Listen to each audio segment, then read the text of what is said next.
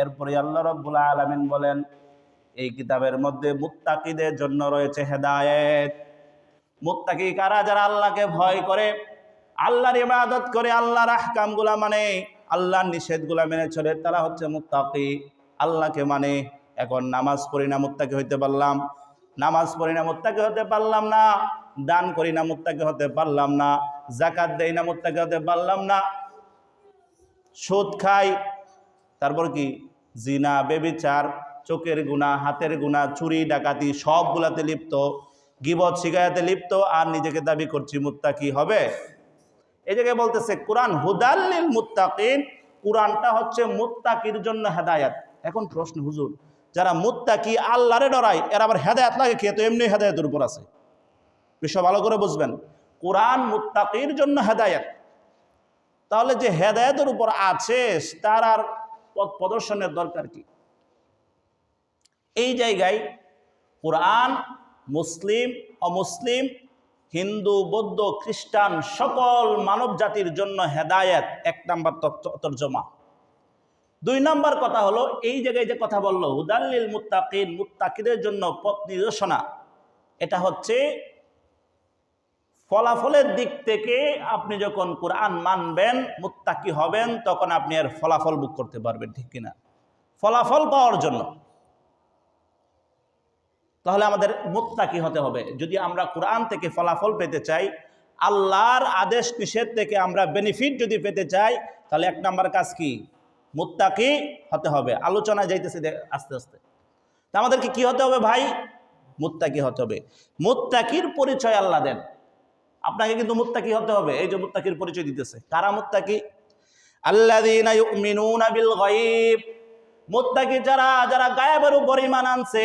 গায়েব কি? আমানতু বিল্লাহি ওয়া মালাইকাতিহি ওয়া কুতুবিহি ওয়া রুসুলিহি ওয়াল ইয়াউমিল আখিরি ওয়াল কদরি খাইরিহি ওয়া শাররিহি মিনাল্লাহি তাআলা ওয়াল বা'সি বা'দাল মাউত। মুত্তাকি হচ্ছে যে গায়েবের উপর ঈমান আনবে। আল্লাহকে আমরা দেখছি না। আমানতু বিল্লাহ, আল্লাহর উপর ঈমান আনলাম। আমানতু বিল্লাহি ওয়া মালাইকাতিহি, সকল ফেরেশতার উপর ঈমান আনলাম। ফেরেশতাদেরকে দেখি নাই, অদৃশ্য গায়েব জিনিস। ওয়া কুতুবিহি, আল্লাহর সকল কিতাবের উপর আমরা ঈমান আনলাম।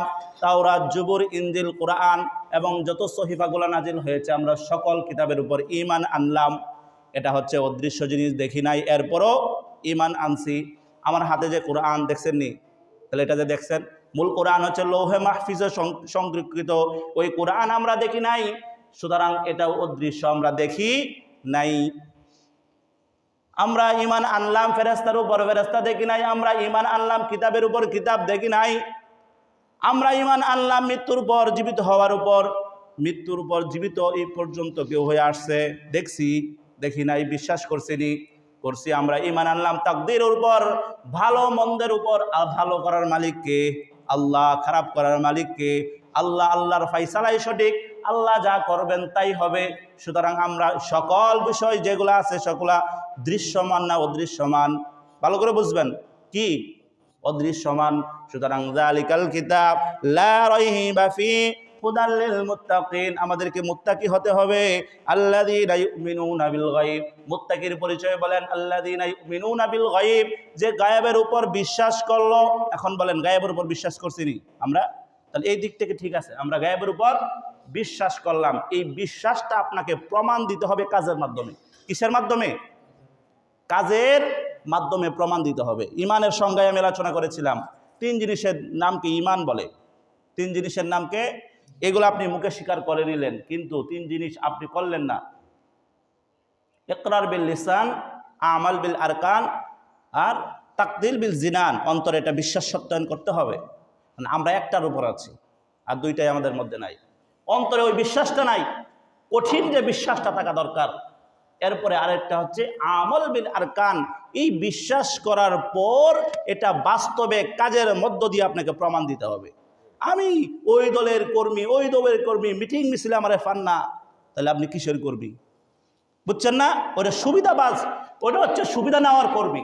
যখন সুবিধা নেওয়াতে হবে তখন ওই দলের ধন্না দিয়ে সে যেন চলতে পারে, সে হলো সুবিধাবাজ। আর আমরাও মুসলমান এখন সুবিধাবাজ হয়ে গেছি। বিষয়টা বুঝছেন? এই সুবিধাবাজ হবে না। আপনাদের পরিপূর্ণ গায়েবের প্রতি ইকিন বিশ্বাস রাখতে হবে। তো মুত্তাকিদের পরিচয় আল্লাহ বলেন, সর্বপ্রথম যে গায়েবের প্রতি বিশ্বাস রাখে, ওয়ায়ুকিমুনাস সালাহ, যে নামাজ কায়েম করে। নামাজ কি করে? বিষয় বুঝবেন ভালো করে। নামাজ আদায় করে না, কায়েম করে। ওয়ায়ুকিমুনাস সালাহ, যে নামাজ কায়েম করে। কায়েম করার অর্থ কি বুঝে আসছে? অনেক বড় কথা, কিন্তু মুত্তাকির পরিচয় দিতেছে, আপনি মুত্তাকি না, কইতেছে নামাজ কায়েম করতে হবে। নামাজ কায়েম করতে হবে, দলবদ্ধভাবে জামাতভাবে একসঙ্গে ঐক্যবদ্ধ হয়ে নামাজ আদায় করতে হবে জামাত সহকারে। এটাকে নামাজ কায়েম বলে। নামাজ কায়েম শুধু রাষ্ট্রের মধ্যে সীমাবদ্ধ থাকবে না, বিষয় এরকম না। শুধু মসজিদে নামাজ